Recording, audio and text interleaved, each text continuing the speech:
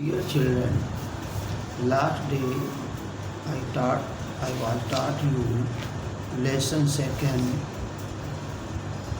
in history, topic Chola society, art and architecture. After it, religion I taught you. Now read, look at the page number 16, religion. Hindus was the main religion of South India. Vaishnavas and Savage were its two main sects. The Lingayat, founded by Basava of Karnataka, was the most popular sect in Chola kingdom. Bhakti movement was also begun by the Nayanar and Alvar saint in South India. Devotional songs in praise of Shiva and Vishnu were composed in local language. Adi Shankara was a great philosopher of the period at a very young age. He became well versed in the Vedas and other religious scriptures. He established four mathas in four corners of the country at Badrinath, Dwarika, Puri and Kanchi. Ramanuja was another great philosopher of this period. He tried to assimilate bhakti to the tradition of the Vedas and thus made the Vedas more popular. Madhvas preached bhakti to Krishna. Education and learning. Temples played an important role in the cultural and economic life of the people.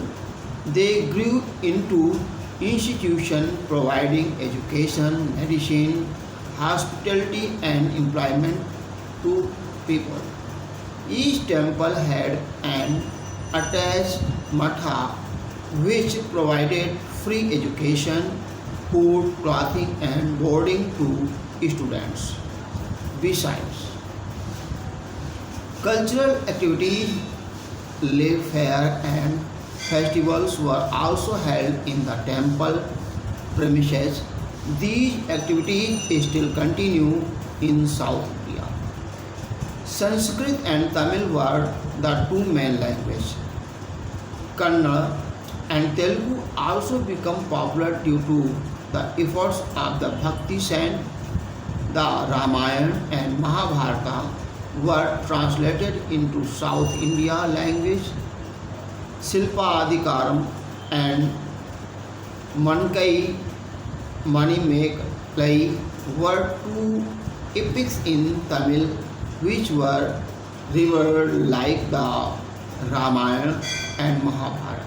Pampa, Pona and Ranna, the three gems of Kannada, wrote the Puranic literature. The Jain and Lingayat saint preached in Kannada. Nana was the first Telugu poet to translate the Ramayana into Telugu. Kamman, Kutumban, Atukuttan and Paglanith were the three gems of Tamil literature. Kamman wrote the Ramayana in Tamil language. Agrarian expansion in Tamil Nadu. The Cholas ruled for more than 5 centuries. They greatly emphasized promotion of agriculture in Tamil Nadu and paid special attention to irrigation. Many tanks were also built. The Cholas rulers carried out elaborate land surveys for the purpose of fixing land revenue. They always kept the interest of the farmers in mind. In case of crop failures due to drought or floods, the land revenue was exempted. Loans were also provided to farmers to meet emergencies. Now, quick recap. After the death of Harsha, there was anarchy and chaos in northern India. A large number of minor states emerged as independent. Gurjara Pratihara ruled over Avanti for more than 3 centuries. The Palaj ruled over Bihar and Bengal. Rashtrakuta ruled over Dakkan. They provided political stability to Dakkan. In the 8th century AD, the tripartite struggle weakened the Gurjar Pratihar, Rajput and Palaj. In the 10th centuries, several Rajput kingdoms emerged in northern and central India.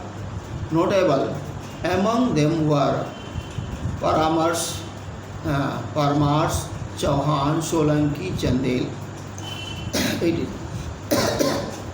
In the 11th century, Muhammad Ghori invaded India. In the second battle of the Rhine, he defeated Prithviraj Chauhan and it led to the foundation of the Muslim rule in India. In the Dakkan region, the Rashtrakuta, Western Chalukya, Yadavad, Hoslage and Kakatiyas were important kingdoms.